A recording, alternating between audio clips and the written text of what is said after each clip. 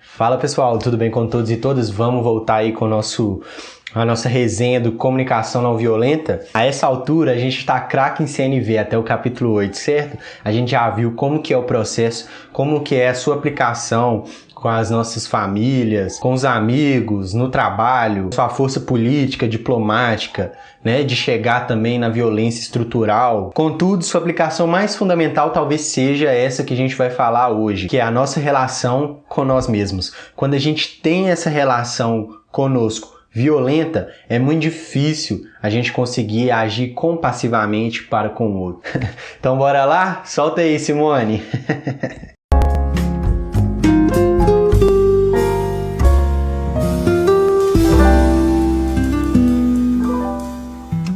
A CNV vem para nos lembrar que somos humanos, únicos e especiais, coisa que é a nossa principal busca e é o nosso bordão aqui no espaço também, quando a gente fala de humanizar as relações. Acontece que somos condicionados a nos ver como objetos cheios de falha, e não é de se estranhar que disso a gente cria uma relação violenta com nós mesmos. Os conceitos críticos que impomos a nós mesmos impede que a gente veja toda a beleza que há aqui dentro. É que a maneira que fomos ensinados a nos avaliar nos leva mais ao ódio por nós mesmos do que aprendizado. Conta o Marshall que nos seus seminários de comunicação não violenta era comum dele perguntar e pedir aos participantes para tentar se lembrar de algumas situações que eles agiram de um jeito que eles não gostariam de ter agido e que eles observassem como eles falam com eles mesmos no momento em que essa lembrança vinha na cabeça. E ele conta que as frases típicas que vêm disso são: "Isso foi uma burrice, como que eu pude ser tão idiota? Nossa, mas eu tô sempre vacilando nisso." E gente, como eu me identifico quando eu leio esse capítulo. Eu acho que ele é muito pra mim mesmo, assim, e acredito que pra você também.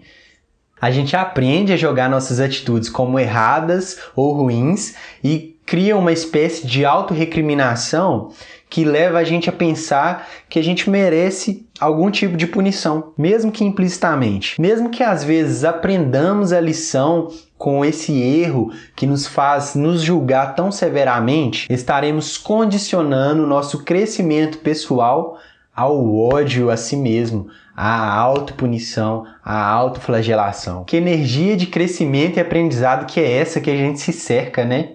Que a gente usa para moldar nós mesmos. E tem uma palavra assim com grande capacidade de invocar essa energia pesada que a gente coloca sobre nossos ombros. Tem um imenso poder de criar sobre nós sentimentos de culpa e de vergonha, que é o verbo dever. É um verbo tão comum no dia a dia, né, que é até difícil pensar esse tipo de coisa. Do tipo, mas eu deveria saber isso. Ou, nossa, eu não deveria ter feito aquilo. Na maioria das vezes, quando a gente usa o verbo dessa forma, o aprendizado é bloqueado, porque dá uma sensação de que não há escolha. Eu devo fazer isso ou eu deveria fazer aquilo. E se tem uma necessidade universal de todo ser humano, é a necessidade de fazer escolha. Quando o ser humano ouve uma exigência, ele tende a resistir, porque ele tem a sua autoestima ameaçada quando é privado de poder escolher. Outra expressão que leva à exigência, né, que é parecido com o verbo dever, é o verbo ter, do tipo, eu tenho que parar de fumar. As pessoas que vivem dizendo eu tenho que ou eu deveria são pessoas que têm muita dificuldade de realizar as coisas, porque o ser humano não foi feito para ser escravo e essas pessoas estão sofrendo presas nesse tipo de pensamento. E ainda, se caso a gente sucumba a essa exigência interna do verbo ter, a gente vai fazer aquilo desprovido de alegria de viver. Quando continuamente nós comunicamos com nós mesmos via julgamento, exigências, culpa, a nossa autoestima é desumanizada. A gente passa a olhar nós mesmos como a gente olha para um objeto qualquer, com a mesma frieza. E um dos trunfos da CNV, a gente já viu, né, é que quando a gente está julgando alguém, existe ali uma necessidade por trás daquele julgamento que a gente pode enxergar, perceber e traduzir isso. Isso também é válido para o julgamento interior. Quando a gente está julgando a nós mesmos, é porque o nosso comportamento não está ali de acordo com o que a gente deseja, com o que a gente necessita ali naquele momento. Se a gente começa a se avaliar em termos de de se e como a nossa necessidade está sendo atendida através do nosso comportamento e em que grau, a gente vai poder ter sim um aprendizado, a gente vai poder caminhar, né, ter um crescimento na direção que a gente gostaria de ir e com uma energia de compaixão, uma energia que serve à vida e não por ódio, culpa ou vergonha. E para isso a CNV tem um processo muito legal, que é o processo de luto e de perdão. Acontece que depois de uma vida na educação formal, é muito difícil a gente o tempo todo pensar no que precisamos e no que valorizamos em cada circunstância. E aí a gente age, né, de uma forma que não gostaria e acaba se punindo. Mas depois a gente pode traduzir e mudar esse foco do julgamento. Por exemplo, quando a gente se pega, estraguei tudo, eu só faço Merlin, podemos parar e perguntar qual necessidade minha não foi atendida e está me levando a esse tipo de julgamento moral. E aqui podem ser várias necessidades em inúmeras camadas. Esse é o que o Marshall chama de luto na CNV, e ele produz várias mudanças corporais mesmo, físicas. Ao invés de culpa, vergonha, a gente pode começar a sentir tristeza, frustração. É um impacto diferente mesmo no nosso espírito, ao invés daquela energia pesada que a gente teria com a autopunição, que é uma energia que nos desconecta de nós mesmos.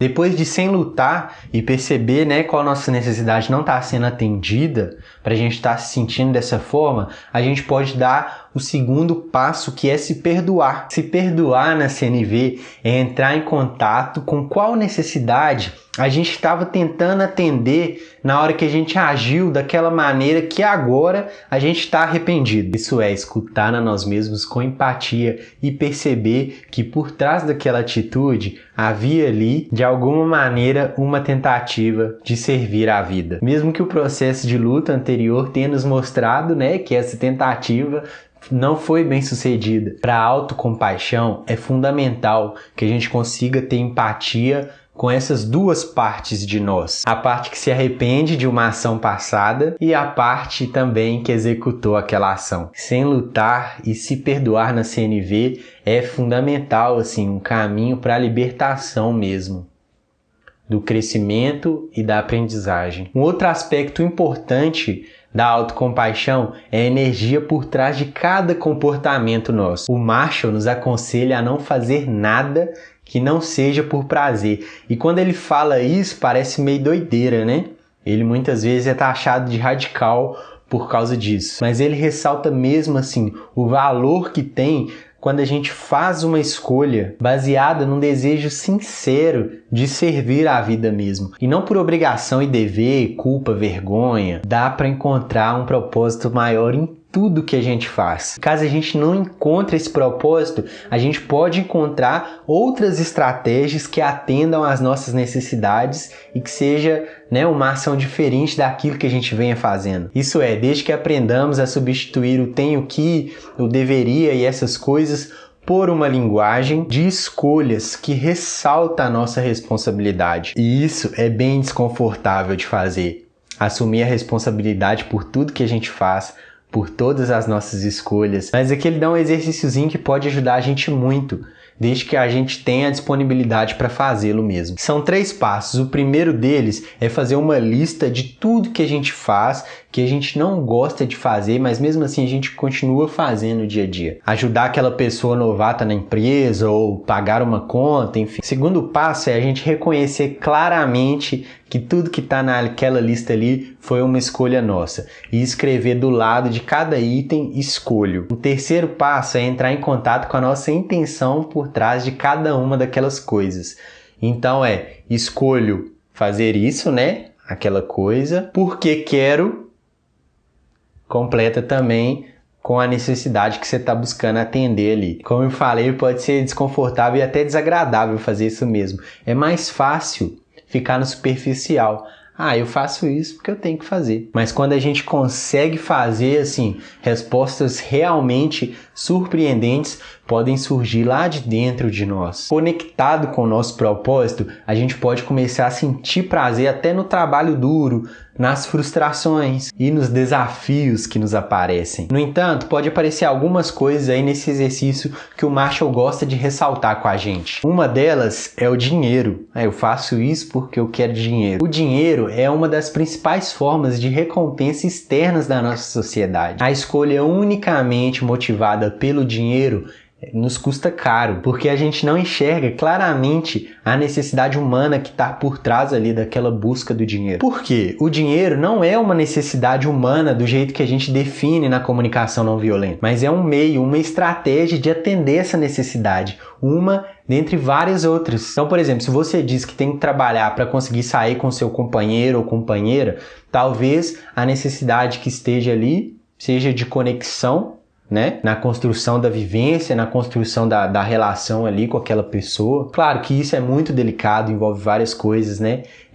Tem pessoas que dependem uma das outras. Então, assim, se você está na posição, né, de que tem uma pessoa dependente de você, seja uma criança, um adulto ou um idoso, né? Pode ser difícil pensar sem ser da forma no tenho que. Mas percebe como que dá para enxergar uma necessidade ali de cuidado de alguém, assim, uma necessidade que serve à vida mesmo. Ele também ressalta quando a gente faz coisas motivadas por apreciação. Essa é uma outra fonte forte, assim, de recompensa externa e ela é extremamente viciante. Nos escraviza e nos esgota também. Fazer as coisas para merecer o amor de alguém, sabe? Ou tentar barganhar a aceitação em algum lugar, comprar mesmo. E por fim, ele também fala que também somos motivados para evitar sentir vergonha, para evitar culpa, para evitar punição. A primeira vez que a gente estudou esse capítulo, né, eu tava com a Ana e ela fez esse exercício pensando assim, ela é psicóloga, né, e tem que pagar o CRP, que é o Conselho de Psicologia. E esse exemplo é muito interessante, que ela carregava um pouco com ela, assim, eu tenho que pagar o CRP, senão eu vou perder minha licença, eu vou ser punida de alguma forma. E aí ela conseguiu trocar no exercício, assim, trazer uma energia mais leve, que ela estava escolhendo pagar ali aquele CRP para contribuir com a profissão, para contribuir com um órgão regulamentador, que é importante, para poder também ter o respaldo ali. Enfim, eu não vou saber falar direitinho tudo que ela construiu ali naquele momento, mas eu achei muito interessante esse exemplo, assim, porque principalmente em conta, né? É muito fácil a gente ficar reclamando, tem que pagar isso, só tem boleto para vencer, nananã, e fica naquela energia pesada e culpando os outros, só querem tomar dinheiro, nananã, mas a gente não percebe, né? Que tudo ali a gente está escolhendo fazer parte de alguma coisa, participar de alguma coisa, ter algum serviço e que todas essas coisas estão servindo à vida de alguma forma. Então, basicamente é isso, bem resumido. Esse é o capítulo que eu mais gosto da comunicação não violenta. Ele é o mais importante. Recomendo fortemente que você o leia. Leia devagar, com calma, grife, rabisque seu livro mesmo, converse comigo, me manda inbox. Entra lá no grupo de discussão, participa também, escreve lá, troca ideia com o pessoal para a gente conseguir ter uma ideia sólida, para a gente até expor também as controvérsias que a gente encontra no capítulo e conseguir desenvolver alguma coisa legal disso. Beleza? Espero que tenha sido muito útil para você e a gente volta em breve com o capítulo 10. Tá acabando já, hein? Um grande abraço para você e até mais.